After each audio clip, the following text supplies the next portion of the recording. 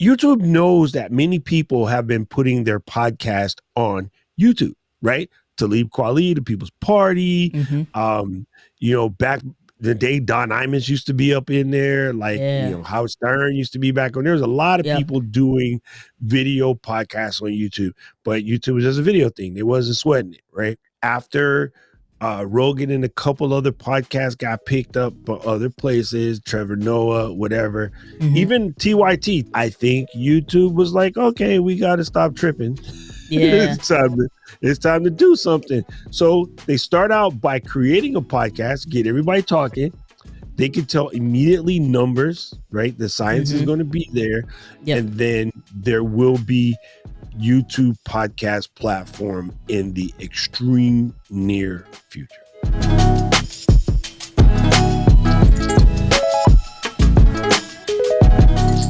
What is up, entrepreneurs and creators? Welcome to the Video Simplified podcast. We're going to be going into a two-part series of this YouTube podcast conversation with my buddy and brother, Doc Rock, who is a content creator extraordinaire. And we'll get into all the details a little bit later in this episode. We're going to be breaking this down into two parts.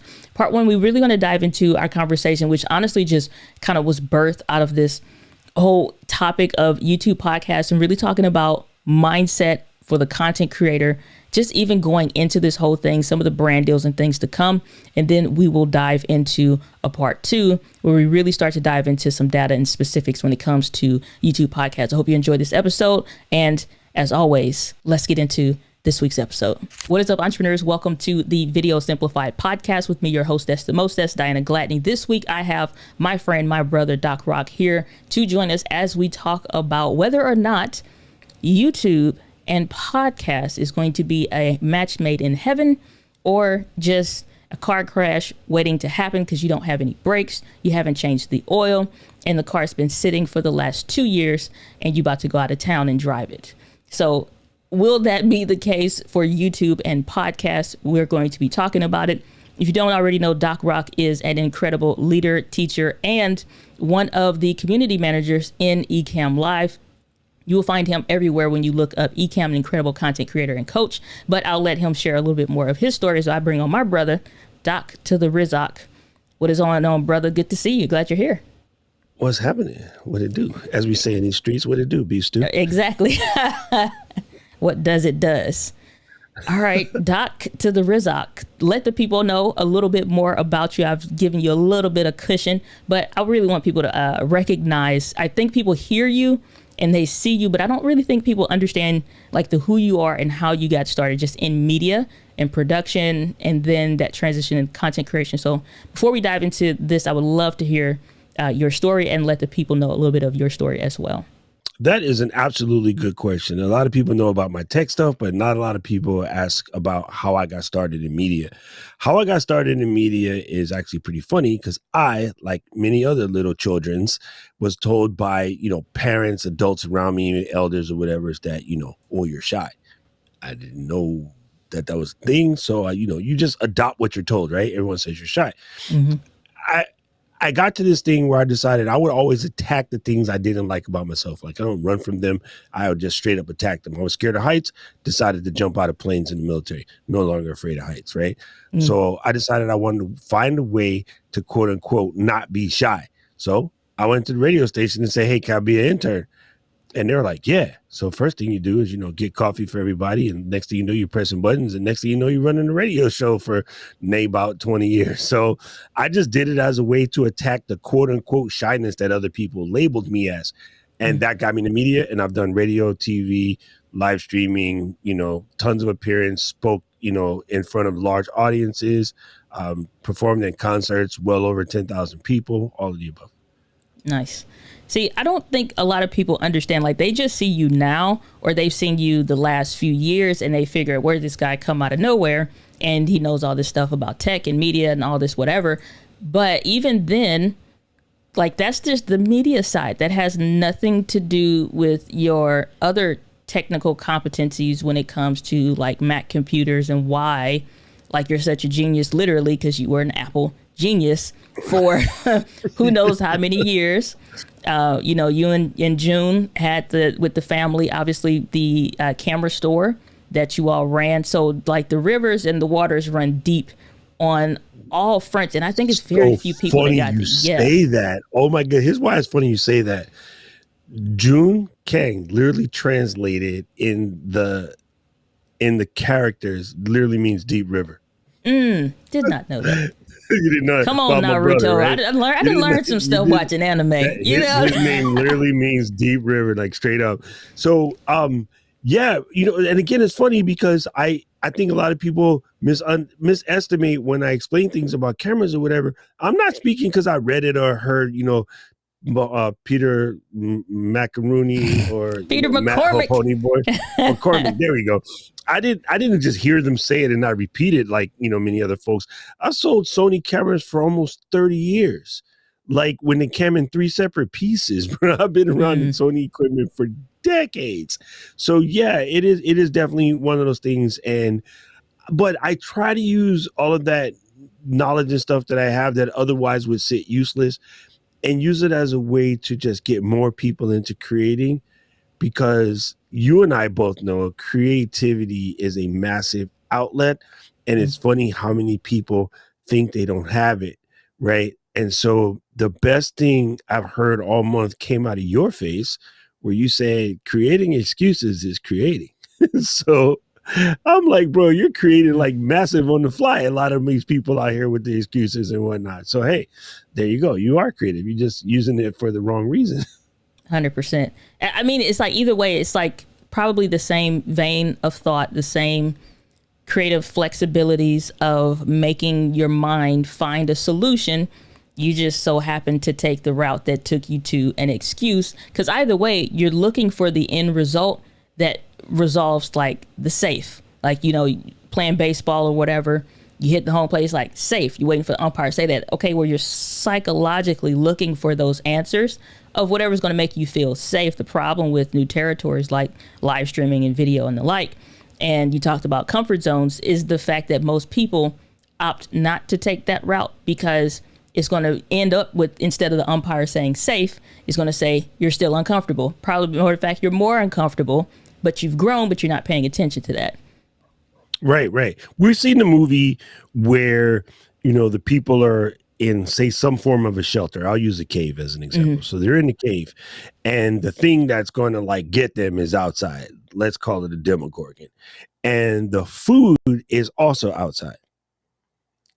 They can play it safe. They're not going to last but a few days. Eventually, they got to go outside. Somebody got to distract the Demogorgon while the other person run over there and get it and then snatch it off the tree and then bring it back so that y'all can eat, right? So safe in general is a myth. Like there kind of sort of is no such thing. It's funny. We had this conversation yesterday because I was thinking about, possibly getting a motorized 2-wheeled vehicle. And the other person was like, you wouldn't catch me in one of those because it's not safe. And I'm like, what makes you think it's not safe? And she goes, oh, well, because, you're not covered, in the cage, right? You're in kind of a little box when you're in your whip, right? You got it all covered. And I go, it's funny, like people think that, but statistically, motorcycles are actually safer because you are, as a rider, way more cognizant of what you're doing, knowing that you don't have the protection. What people do in the car, be mad comfortable. They got the coffee right here, steering wheel with this finger, phone over here with this finger. And because they know that if they hit something, you're just going to dent the car. They might not know it to the point like I know you and I are both wearing the same shirt. How the heck did that happen? How did that work out? I just realized that when I looked at the screen just now. You're not noticing it like that, but subconsciously, you're kind of sort of good. So I'm going to work. I needed to finish this, double half calf macchiato. I needed to get this text out and the traffic ain't really moving. So next thing you know, you hit the back of a bus. Right on the motorcycle, you can't do that. You have to be fully aware of your whole surroundings. So you're actually more vigilant. It just seems less safe because when there is an accident, there is no cage. And so the accidents tend to be worse, but they're actually less by magnitudes that is unfathomable. If you looked at the NTSB, you'll find out motorcycle accidents are like here, vehicle accidents. They had 3 more on this island while we were doing this podcast. And we only have 1 million people here. I can tell you that right now. If I had a police scanner, you'd hear it. Is what it is. Listen, I think the fallacy of safe is what is going to hold a lot of content creators, or I won't even say content creators because they're not necessarily creating yet, but for those that are, and then for those that are not in the process of, but just contemplating it, is going to stop them. I love the fact that YouTube podcast is now becoming a thing, is potentially going to question it. Like, people are going to be like, is this safe for my channel? Is this safe for me to do blase, and on and on? But I mean, I don't like, when it comes to YouTube and podcasts, we got a lot to cover. But when it comes to YouTube and podcasts, and people talk about safe podcasts, correct me if I'm wrong, are older than YouTube, and that's such a long game to like. You can't play around with it. You know what I'm saying? Yeah. I personally have been podcasting since 2004, and YouTube started late 2006. So yeah, podcast been around longer. Yeah. So a lot of people are going to be questioning, is podcast or our podcast going to be safe for me? Our podcast worth me adding to my channel? Or even like, if you aren't already doing one, should I open up that vein of content to, what I'm already doing? Because I hear a lot of people talk about consistency issues just for the YouTube videos. Once a week is killing folks. Like, it's like that once a week is whooping tail every week on YouTube. However, because we did the How to Stay Consistent in 2022 YouTube video recently on my channel, we did that video, and one of the B-roll segments that we added in was specifically channels that have literally done whole videos around why I've ghosted you, why I haven't shown up, why I haven't been posting. That. Like, please stop that. Just come back. You don't got to say I'm back. We know you're back. We see you. You do not have to tell anybody your story. You don't have to get in the backstory. If there is an educational lesson in there, maybe, and I'm saying maybe with a fine-tooth comb, maybe, but allegedly, reality-wise, just come back and do your stuff. And if they ask, you can answer them in the comments. But don't come out, hey guys, I'm back. Sorry, I've been gone for a while. I had to take care of my dog and like this, that, and the next thing, or my ex left me or whatever. Like, nah, man, just don't do that, because you're actually setting a horrible tone for the other people that are trying to get consistent. You're giving them excuses. And one of my biggest things for all of my creator coaches out there that you guys are getting on my nerves, and I'm about to tell you to your face, please stop giving the people the excuses. You're giving them the ammunition ahead of time. Don't do that. Here's what you call this. Helpful. Here's what you call that. Versus a more applicable way and a more healthier way to be a seasoned, or become rather a seasoned creator. Because again, either you're going to create content or you're going to create excuses. Both are a form of creativity, and both are a choice. Because when you look at it, you chose to create a piece of content. However, in the midst of you creating this, why I've been absent, why I haven't been posting, why I have ghosted you video, that video, which is what I talked about in the specific dedicated video on the channel, I'll link it in the show notes. Instead of wasting that opportunity to show back up and recommit, it's better to just simply recommit and show up with the actual piece of why people said yes to you, versus showing up with the excuse. You either are going to create content or you're going to create excuses. Either way, you're still going to create something. That is facts. It just depends on what you're trying to do. And like you said, not everything needs to be labeled in name. In 1990, a famous, poetic scholar by the name of James Todd Smith said, don't call it a comeback.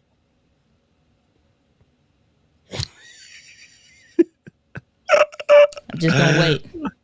Waiting for Mama said knock you out. Yeah, I'm just going to wait, because I do it's a hip hop rap. I'm going to let it settle. Okay, let it settle. You know what it is, I'm just saying, hey, if Earl Simmons, DMX, can crank out like 5 albums in a single year, you can do the consistency thing. And it's okay. Like, you're allowed to fall off the horse and then get right back up. So it's okay, right? Everyone falls down. Everyone falls down. It happens sooner or later. Your man Brady throws an interception and whatever. It happens. He blew games and then he won games. Yeah. So Yeah. it just happens. He's playing though. Now he's officially retired. Who knows what he's finna do? I know what he did. This dude was playing golf, and Charles Barkley was in his ear talking smack to him, and he nailed a shot from like 100 out and hold it while talking smack to Barkley. And I was like, only Brady could do that. While they were interviewing him, he nails a shot that you just don't nail. And I was like, come on, dude. Brother got skill. Brother got some skill. Brother got some skill. But before we dive into the podcast thing, well, yeah, YouTube podcast. I was going to say, like you have your own podcast, Creator 50. Yes. I want you to talk a little bit about that, and then we'll get into this week's Gear Freak. Then we got some stuff to cover when it comes to YouTube and podcasts, rather, and YouTube podcasts, which are a little bit of two different things. But I want to talk about your specific show, just to give a little life, a little praise to it.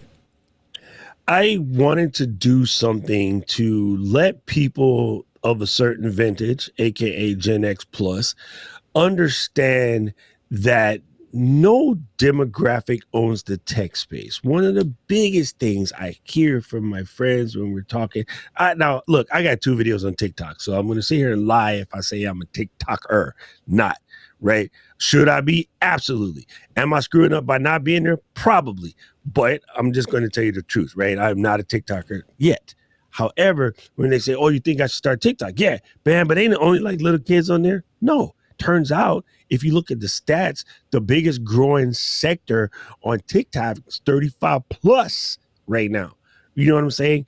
We say no too fast to too many things. We just say no. We say no out of comfort. We say no out of laziness. A lot of times we say no out of ignorance. And I don't mean ignorance in the bad sense. I mean, I just don't know right now. No one's giving me the facts.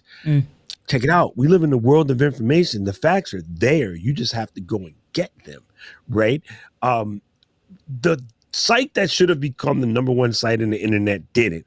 And it was LMTGFY, or let me Google that for you, right? Because when that was out, it was teaching a whole bunch of people. When you ask me something that you could have just typed into Google, I could send you a little joke that would show the mouse moving and typing in what I typed and show you the Google results, because that was it.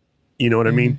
So I decided to do this podcast as a way of telling my Gen X plus people, we have not only the stories to tell, we have the experience, we have the knowledge, we have a lot of the things that the quote unquote younger millennial creators don't have.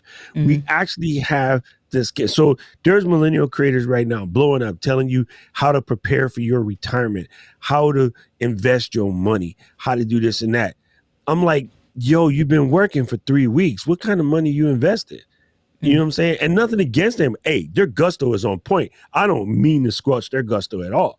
But my homie down the way is a legitimate wealth advisor for 42 years, right? He knows things they don't know because he's been in the game. He's seen all the portfolios. He's seen the people that came late, started investing at 33, and they're fully vested by 38. Like, he got them fully vested in 5 years by the right kind of plays. You know what I'm saying? And then it's like, okay, look, I got this NFT thing is popping, but let's say your goal is to put 20% of your nut away into something or mechanics that you can use to invest. How about let's just put like 16% in the NFT? Let's keep another 4 and put it somewhere like nice, right?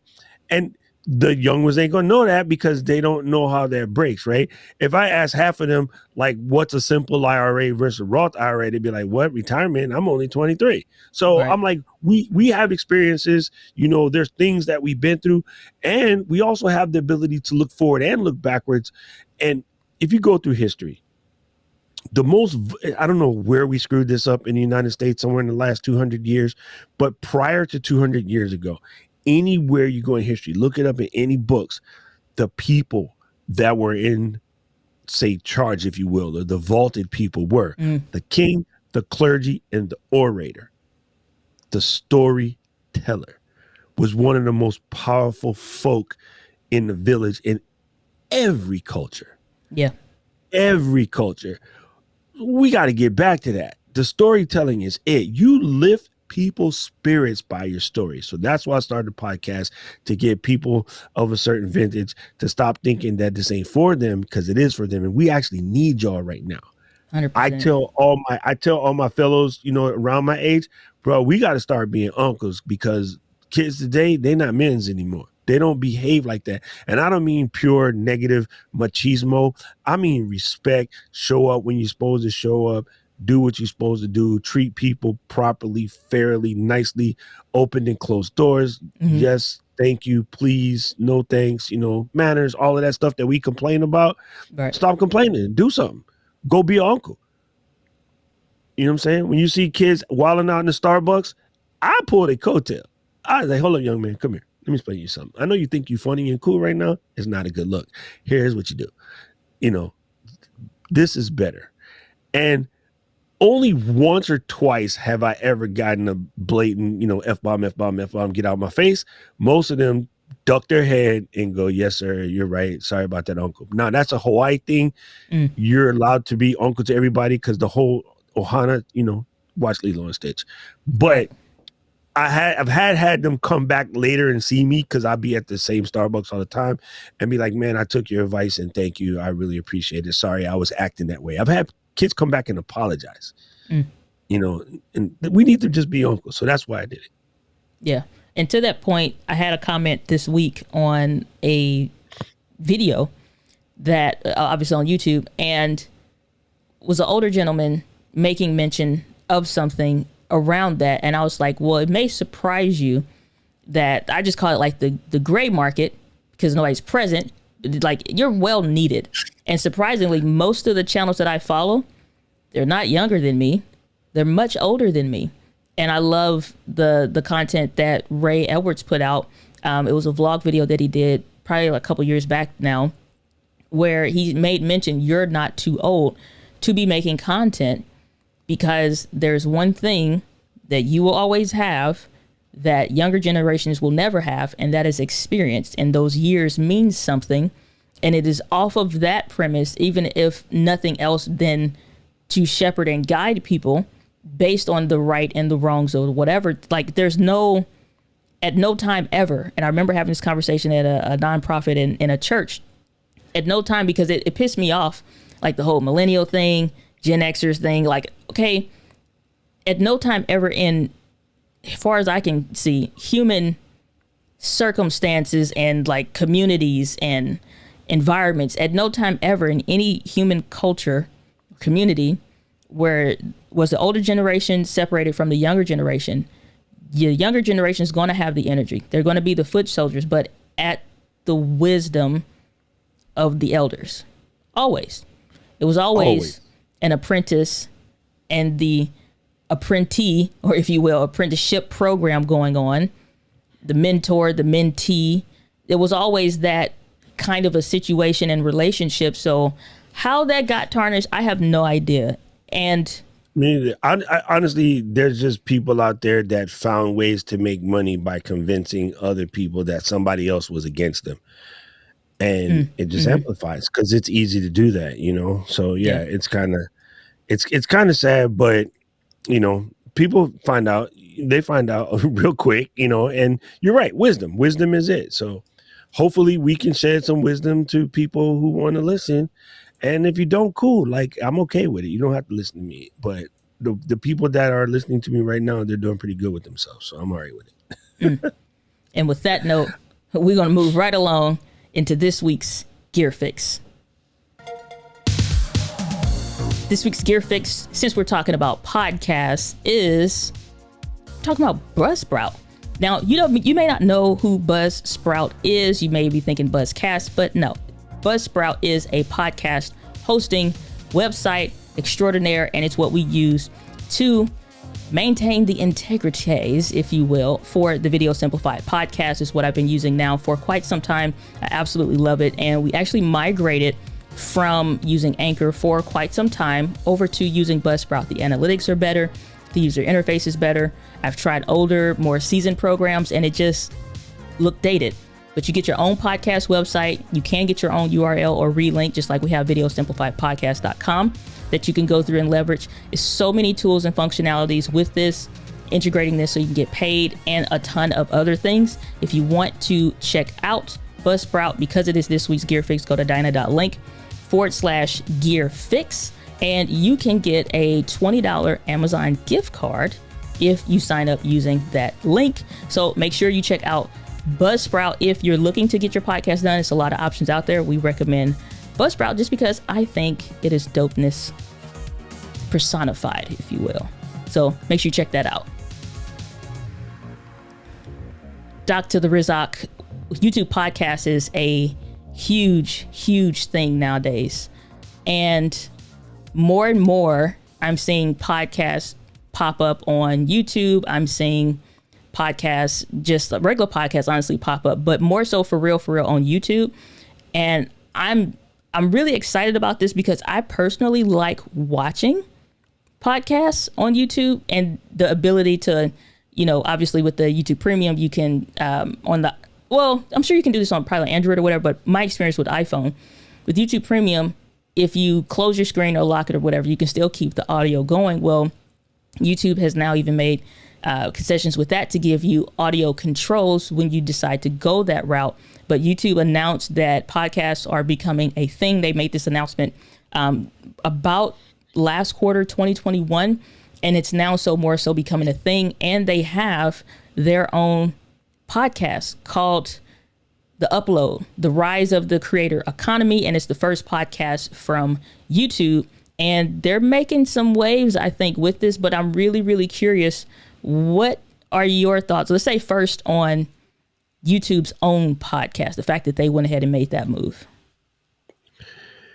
It's the sign of the times, right? Like it used, and I say this all the time because you got to remember now, YouTube's a global company. Mm-hmm. For some reason, culturally in the US, we are extremely binary when it comes to things.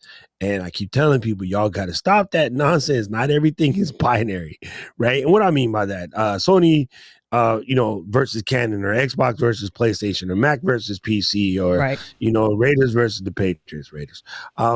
It's just, we're extremely binary about stuff. So what happens is everyone thinks that because YouTube is a video platform, they can't possibly be willing to get into podcasts. But I've been multiple times, I fill in on Twit, right? Mm-hmm. Twit is one of the oldest video podcasts in the game. Twit has been putting their quote unquote video podcast on YouTube since around about 2007. And for those that don't know, real quick, that is the podcast This Week in Tech. Is it actually a big deal? It's actually a network of about 28 podcasts. Yeah, Google it. If you don't know what that is, you've never seen or heard of it, Google it. Yeah. And then there's Twig, This Week in Google, just in case you're about that life. But I'm particularly on two shows, Twit itself, This Week in Tech, and Mac Break Weekly, right? I'm oftentimes guest on there thanks to Leo Laporte. Leo comes from way back in the day, like the modern rendition of what was 321 Contact. And then eventually he was on Tech TV when they had ZDTV and Tech TV back in the day. When that fizzled out, he wanted something to do. And this idea of doing videos that you could connect to an RSS feed that would land in people's iPods when iPods had a little screen, he started doing Mac Break Weekly as a video podcast for the first color iPod with the decent little screen. Yep. And that was around 2.7.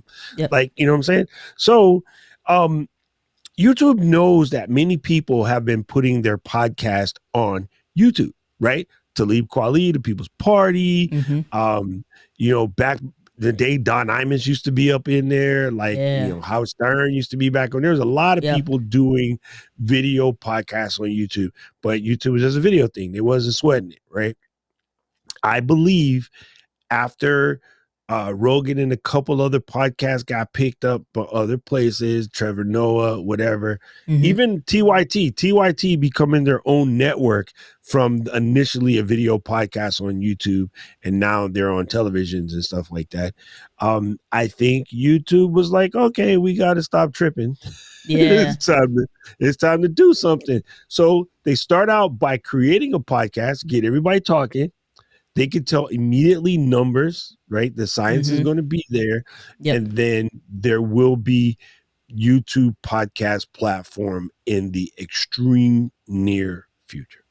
I think when you saw Apple Podcasts at the, I want to say it's like, it feels like it was still summer, not quite fall yet, in that last quarter of the year. It's like you saw Apple Podcasts made the announcement, and this is coming after and on the tail end of Spotify buying Anchor, which nobody paid attention to Anchor.fm at all. Like that, for real. At first it came out, I loved Anchor when it dropped. I still think it's amazing. And it just allowed you to be on your phone, kind of like the essence of what Clubhouse was or is, when just like the low barrier to entry audio wise. The fact that you could be on your phone, communicate back and forth. So much of content is a one-way lane, but to audibly have your community's voice and be added to add that into the show, even after you do your regular bit. You got ways to see reactions, other like 2-lane communication and engagement was huge. So that fizzled out for a little bit. And then they came back, was like, hey, you can do podcasts now through Anchor.fm. Fantastic. A lot of us went ahead and converted whatever audio type programs we were already doing to have an artist. It costs nothing. It costs nothing, distributed everywhere. Then Spotify buys, or fast forward rather, Spotify buys Anchor. Great. Analytics are going to be better, on, so on and so forth. But out of nowhere, it felt like we had Apple Podcasts go ahead and update everything and start talking about creating income and generating income through your podcast, through Apple Podcasts. Then you saw stuff happening with Google Podcasts. And now it came, this was May of 2020. So like we're kind of getting knee deep into the pandemic, and we see Spotify kick up the dust with the Joe Rogan deal for $100 million for his podcast that he's been doing, what's like 10, 11 years or something. It's been a ridiculously long time. $100 million for his show alone. I said on my Instagram stories that day when the articles came out, and all he did was come on his YouTube and was like, we're moving to Spotify. All the other details came after the fact and through like the Wall Street Journal and on and on. Okay, I want to stay there. Because Joe Rogan is a big deal, and he does have, but he had to start his show like anybody else. What are your thoughts on, first of all, the acquisition of that, specifically going to Spotify? Well, Spotify was smart, right? They knew what they were doing. Okay, first, let's cover some stuff. A lot of people was like, oh, when the Joe Rogan podcast just blew up, overnight. Christmas Eve 2009, the first ever JRE. Okay, back up now, right? Because you just told them. I don't think people fully be listening to you, Ms. D. So I just want to make sure they understand, right? Right. From Christmas Eve 2009 until now. So well over a decade, okay? He's at 1,770-ish shows or whatever, if you count in like almost every day other than when he's on, on tour or whatever. Right. So the dude has some skin in the game. He had a large audience. The large audience was on YouTube, and, Spotify knew that if they brought him, they could bring bodies, they could milkshake the yard for people to be on Spotify. Right. Because Apple started its directory in 2005, right? October 2005. Actually, take it back. iTunes 4.9. So June 2005, Apple started podcasts. I was doing podcasts prior to that, You had to use an app called Lee and Peapotter that you used to like build your RSS feed. You had to hand code the XML. Like, yo, it was some special stuff back then, right? And then everybody, after Apple did what they did, everybody started assuming that you needed an iPod in order to listen to podcast. And that's how the iPod exploded. So Spotify basically rolled back into history and then go, the reason why everybody thinks that iPods belong on Apple Podcasts is because Apple put it in. They did the one thing they knew a lot of eyeballs was watching, and people, you have an ambient awareness of podcasts. You didn't really know until like Serial popped off, right? 2014. So they did exactly the same thing. They picked up Joe Rogan, they put him on Spotify. So now everybody knows Spotify has a podcast player. Podcast people knew. Yep. Heavy listeners knew, but it's my mom's filter. My mom's didn't know, right? And then when she figured it out, because Spotify brought up Joe Rogan. Was my mom follow Joe Rogan? No, but it was a big enough person that she's seen on TV before, or whatever. Mm-hmm. So we in the tech world, we call that, your mom's filter. It's the whole marketing concept of by the time the world hears about something, it's already too late. Like, you know what I'm saying? Like, it's late. So, for example, you had creators making money, getting brand deals, whether that was on Vine, whether that was on YouTube, whether that was on Snapchat, way before bigger brands started to really take a serious look at YouTube as a whole. So by the time the businesses, companies, and they're still trying to wake up to it, which is not too late, but at the same time, you're still later in the game. So yeah, by the time the world find out about it, and just like the masses know, you kind of late. You kind of, you coming on after everybody else.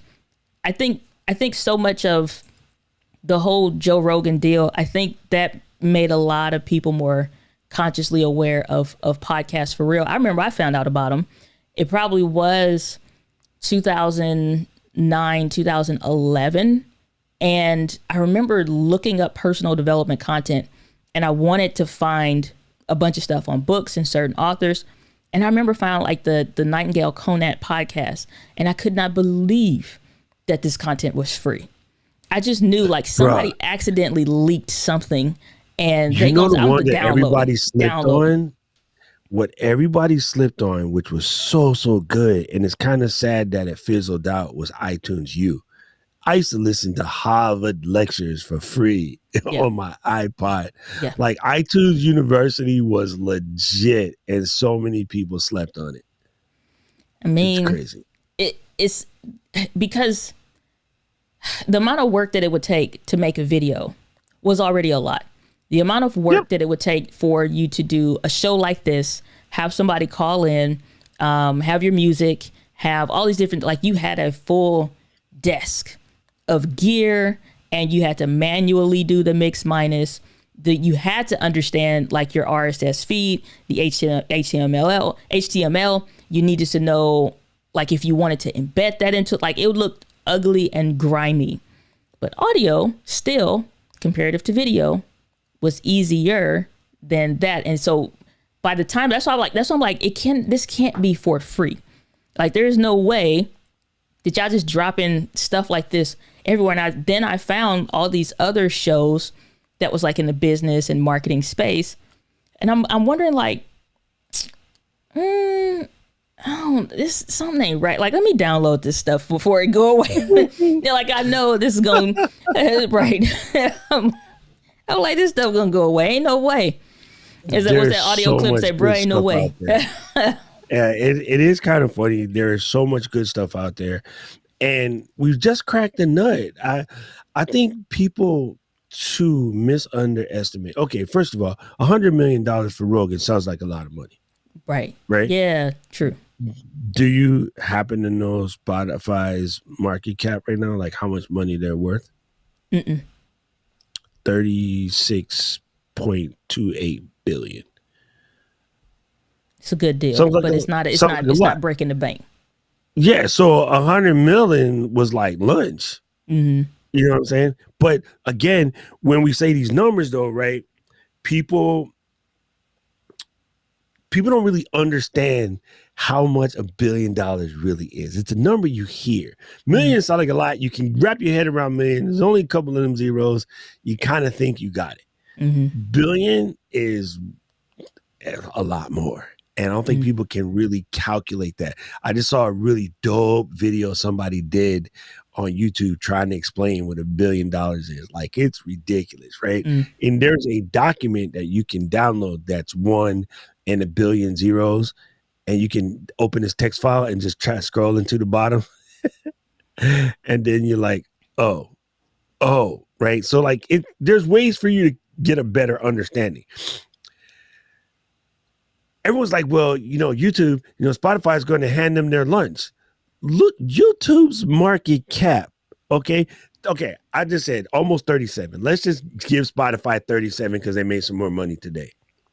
YouTube's market cap is 332.8 billion. YouTube, not Alphabet, not the whole of Google, just the YouTube toenail of Alphabet. Right. They could buy Spotify tomorrow and be like, go away, little kid. And then that dude, oh my God, I'm gonna miss his name right now. Anyway, it's a super simple name. Anyway, he gonna be like, nah, I'm not selling.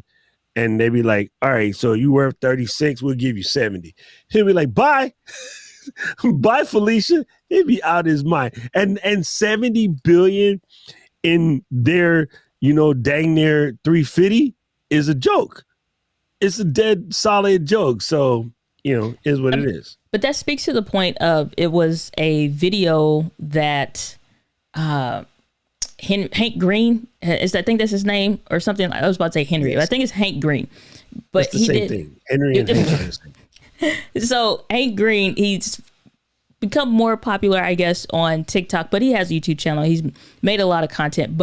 And I'm going to link this also in the show notes as well. But he did a video talking about how much people see the numbers, like the views and stuff, how bad the financial situation is at TikTok for creators versus YouTube. TikTok sucks is the name of the video. Yeah. Right. And it's because of that, like that conversation, he goes into the data and he goes into details. You're not going to see a bunch of B-roll or whatever. So like if you got podcasts like Time, it's worth the listen twice. So he talks about like because you of how listen much to it a couple of times because it's so deep. Yeah. But how much YouTube makes, and because YouTube has the bandwidth, they can afford to pay creators. And it's because of that. Like I see the $100 million for the Joe Rogan deal, but I also see how much money YouTube is able to dish out to creators, and it continues to grow. Whereas like on TikTok, for example, it could be this container of water that I'm holding up for those of you listening and may not watch this on the podcast channel. You can see it's just a container of water, but there's only so much water left in here. Okay, at some point, I'm going to fill this up, and then if I keep going, it'll just spill over. That's the TikTok container. And no matter how many creators go in that container to try to get a piece, obviously the more that come in, the less that gets distributed out. With YouTube income and what becomes possible as a creator on the platform of YouTube, you're looking to have us go drink from the ocean if it was able to be enough for us to drink from. And there's multiple ocean landscapes that we can consume from. So that's the difference. And it continues to expand, being the YouTube income source and what the pot for creators.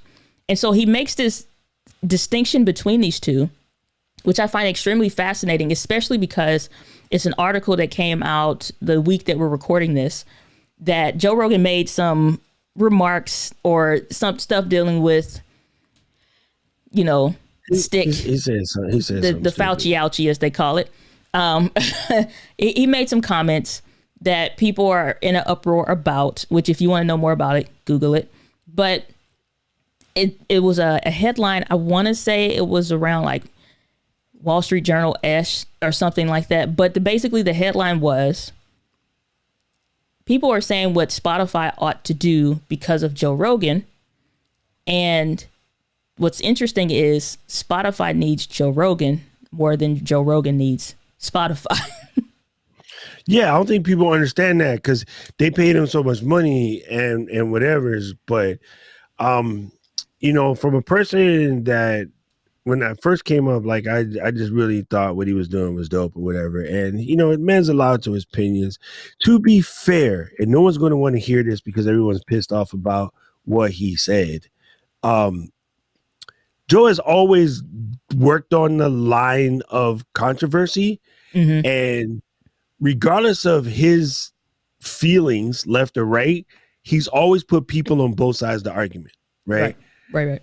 And a lot of people say, well, you know, the people who are just straight a-holes, they don't deserve a voice. Don't give them the say so. He's always bought on both sides, right? So that's been his show. So if you watch his show, you know that like he's brought on the flat earth people, and then right after that, he'll bring on Neil deGrasse Tyson and be like, bad word, please.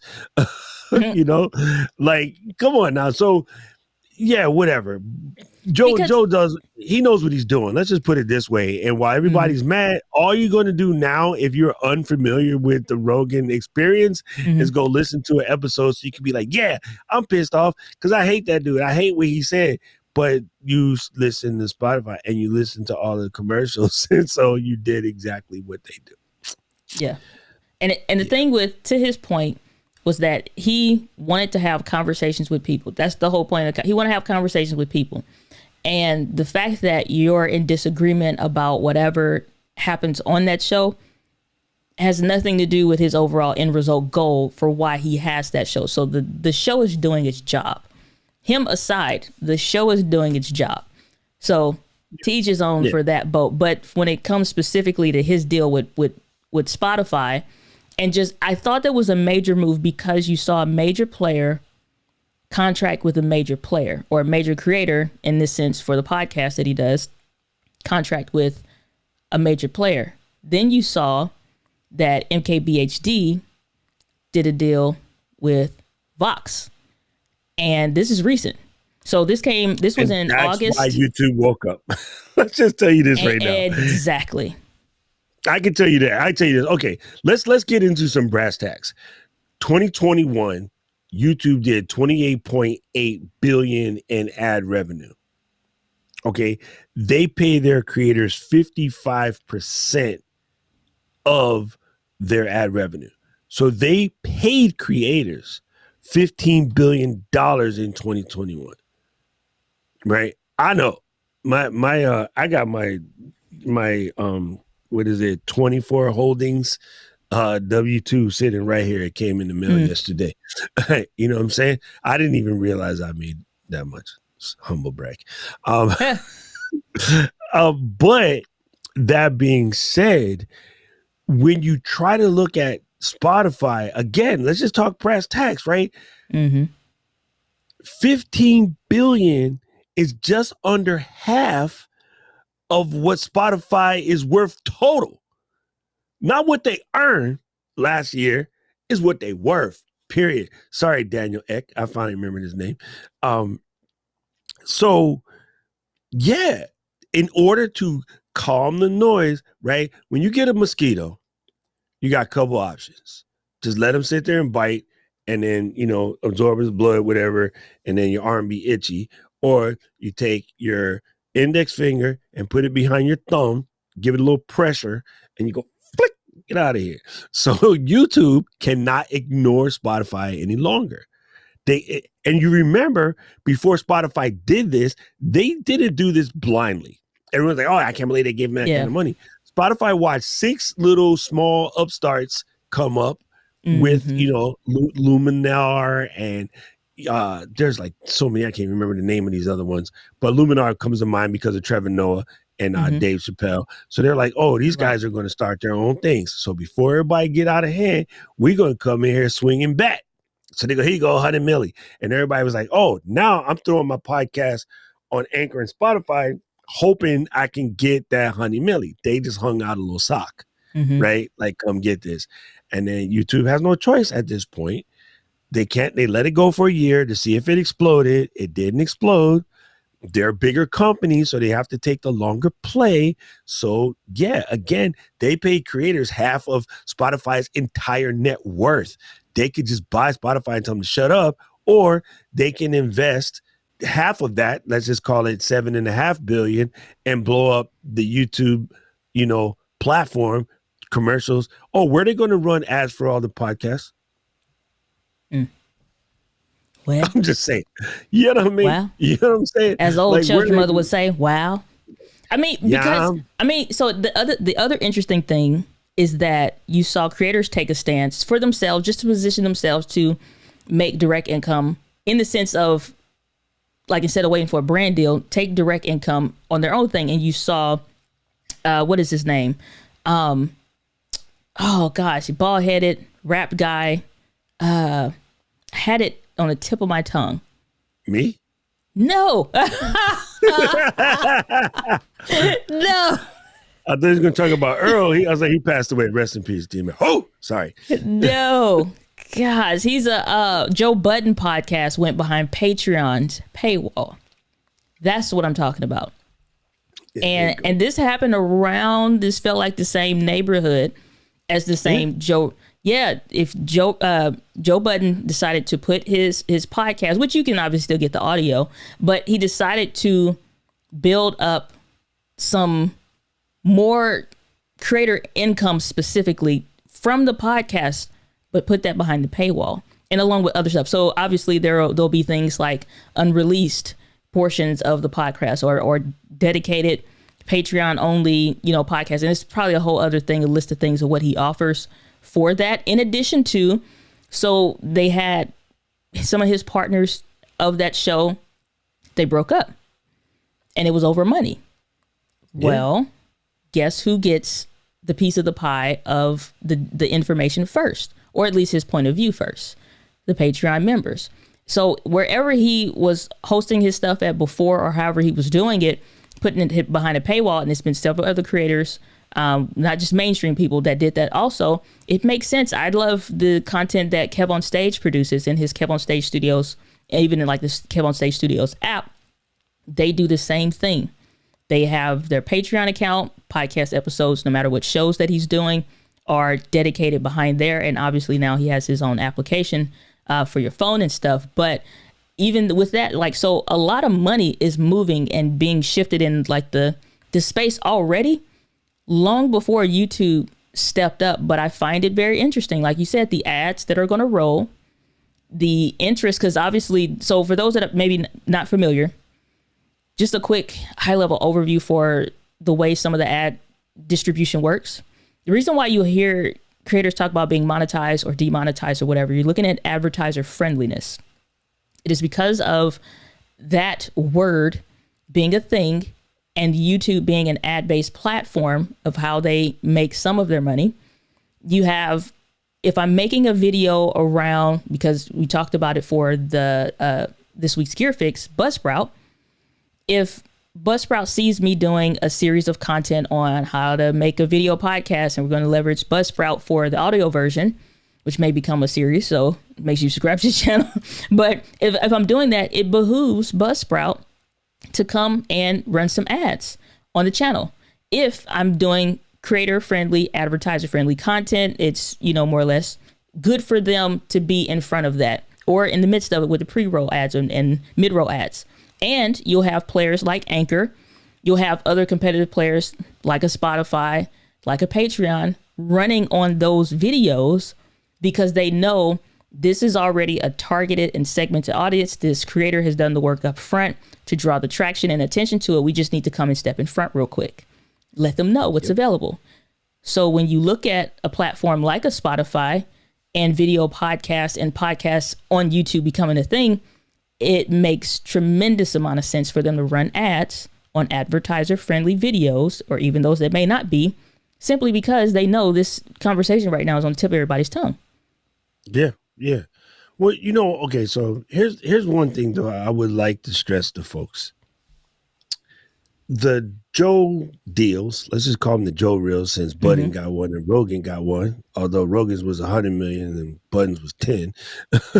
The Joe deals are a rarity. He also got no, he got some more bonuses. He also got, but he also got shares, I think, with the company as well. Yeah. So that smart, right? Yeah. No, he wrote his deal correctly. But I just wanted to let people know those deals are a rarity, and so. But what that does, so the reason why these companies do these deals is, one, they're going to get subscribers to the platform. They're going to get their platform paying attention. It's no different than running any other ads. Spotify could have spent $100 million on 3 Super Bowl ads, or they could bring on the Joe Rogan podcast, put out a podcast every day, except Saturday and Sunday for the rest of the year. So it was a longer play. It was a better play. Better money saved. They could have easily spent that money just on Super Bowl ads and have done so in the past. So let's not get it twisted. Okay. That being said, where people get confused is some people's like, oh, well, I'm going to go in there and jump in this podcast game because I can make the money like they make it. Or people say, I shouldn't jump in the game because I'm never going to get a deal like that. So what I want you to do is find your spot in the middle of that. Because yes, it can be lucrative, but podcast is a long play. Yeah, right. For sure. So you got to adjust your expectations from the gate. I think we had this conversation in Albany in the telly when somebody stole my jalapeno Cheetos. Wait. We was having this exact conversation because Budden had just inked that deal. Yeah. Now that I think about it, I just had a deja vu moment. In my defense, you said I could have some jalapeno. I don't even want them no more. And I quote, I don't even want them no more. This, by the way, not sponsored, but Frito, if you ain't got nothing to do, though, you can sponsor me because this is my favorite. Heck with that. I'm pulling a deal here. It's like, if we mention you $100, okay? There you go. We mention you $100, okay? I saw Uncle Ray do this, Ray Edwards. If he mentioned you $100, you can send a check. I think one person actually did, but I'm just saying, I figured that one check would be all right with me. $100. It'd be all right with me. $100, Cheetos, 10 bags of Cheetos, $100. call it. To me and to Doc. 100%. Yes. Orange fingers and everything. So the point being, though, I believe that if you smart, the gray line is right there, because one thing. The benefit from the 2, 3, 4 big deals that just happened all across the board, Marquez, all of them, right, is even people who've been sort of curmudgeon-y about podcasts. Like, I have been absorbing podcasts since 2004, not new to me, but other kin folks is new to them, right? So if you've been like, I 1 or 2 cast in my little list, like I got like 50 podcasts in my joint. I do a lot of 2X listening. Yep.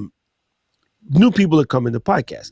I got friends hitting me up like, yo, man, like, what's a good podcast to listen to? I know you be doing.